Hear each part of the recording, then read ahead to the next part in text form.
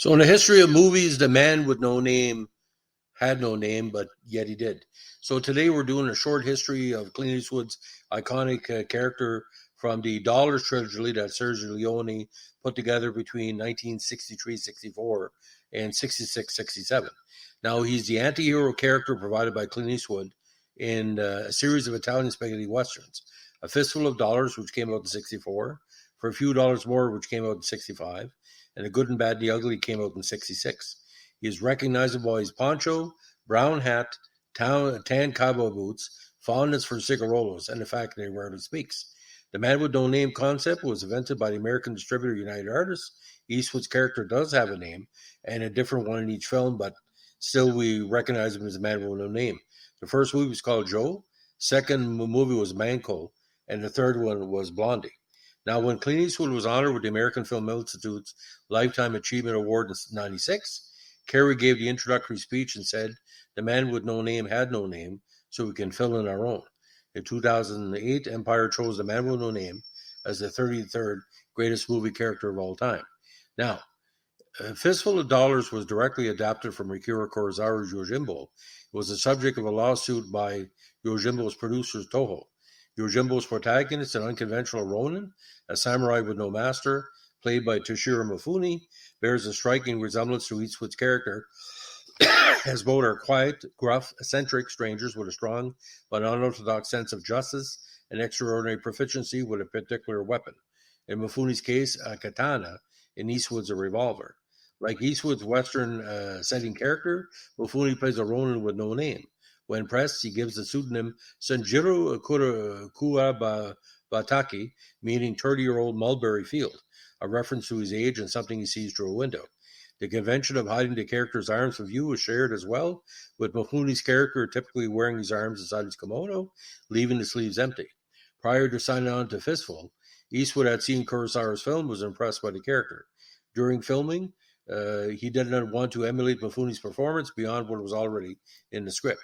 He also insisted on removing some of the dialogue in the original script, making the character more silent and thus adding to his mystery. As the trilogy progressed, the character became even more silent and stoic. The Man with No Name rubric was actually applied after the films were made. It was a marketing tool used by UA to promote the three films together in the U.S. film market.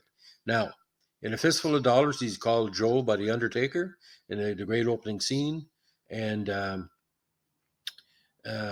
Piero Porro is The Undertaker, and Eastwood's role is credited as Joe. And For a Few Dollars More, he's called Manco, Spanish for one-armed, or one-armed one, because he does everything left-handed except for shooting. And The Good and Bad, the Ugly, Tuco, played like Eli Wallach, calls him Blondie, meaning Il Biondo, meaning the blonde one in Italian for his light hair. He's also the good El Buono, for which the film receives its name. Now, in the Dollars book series, he's also known as the Hunter, the Bounty Killer, Mr. Sudden Death, good name for a Montreal Canadian player I should know, Nameless, No Name, and Senor Ningono, or in its literal translation, Mr. None. Now, in a book that came out later on called A Coffin Full of Dollars by Joey Millard, it provides some background history when he was young. The Man with No Name was a ranch hand who was continually persecuted by an older hand named Carville. The trouble eventually led to a shootout between the two when Carville began being outdrawn and killed. However, an examination of Carville's body revealed a scar which identified him as Monk Carver, a wanted man with a $1,000 bounty.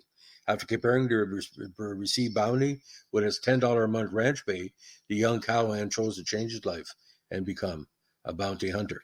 Now, in July 2007, Dynamite Entertainment announced they were going to begin publishing a comic book featuring the character titled The Man with No Name. Set after the events of The Good, the Bad, and the Ugly, the comic is written by Christophe Gage. Dynamite refers to him as Blondie, and the nickname Tuco used for him in The Good, and the Bad, and the Ugly. Now, it ran for several issues, and a new series, not an adaptation of the movie, despite its title. After releasing 8 issues, Dynamite abandoned the series. Now, why The Man with No Name works? Because it's Clint Eastwood, and the fact is the spaghetti westerns that he popularized, that's what you needed, a stone-cold killer on the good side of the gun. That's what Western's all about. So this is a little bit of history of the no-name character. If you like what you're doing here, give us a like, comment, subscribe, or share.